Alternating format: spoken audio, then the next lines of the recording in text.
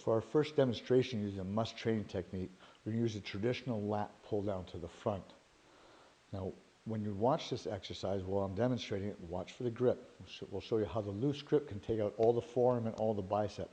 We'll show you how you can get your shoulders out of the way and get all those pre-movers out of the way so that you can put more tension and load right away into the lat so you can put more motor units into that lat right away. And you'll notice that I'm using very light weight. I don't need a whole lot of weight to make that muscle work. If you're just using just a target muscle, like we said, you don't need a ton of weight. You can do it with very light weight and just perfect isolated form. So you'll notice at the beginning of the movement, it's the same as a traditional lat pull down. You're in a full stretch position.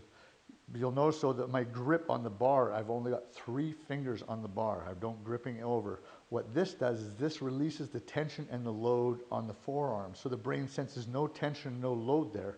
If anything, very little, it won't send any motor units there.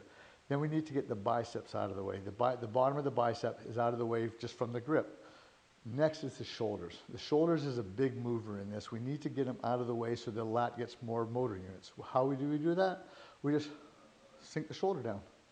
It's very simple. You're going from this position here, the full stretch. You flex your lats pull your shoulders down to a neutral position. Now when you get this position, when you've got it right, you'll feel like you're locked in place. You feel like there's nothing you can do. You can't pull down, you can't do anything. That means that everything is out of the way and the lats are fully engaged right from the top of the position. So what do we do now? We start flexing the lat. Now remember, to get the rest of the bicep out of the way, you don't want to bend the elbow too quick. So the lat has to bend the elbow. You do that by just concentrating on the lat, flexing your lats, and your elbows will involuntarily bend. Once the bar starts coming down, your lat is pulling right through the range of motion. Now you'll notice now that because the shoulders were dropped into a neutral position, they roll nicely backwards. They're not poked over as traditionally would happen. Because your shoulders are in neutral position, your lats pull them into a nice soft position. And you go up, the lat controls the movement up. Again, you're stretching to the full stretch. When your pinkies are off, you're actually getting a more stretch. And again, the motion is to drop the shoulders, flex the lat so the lat bends the elbows. Now you notice the biceps are out of it, there's forearms out of it, everything's out of it.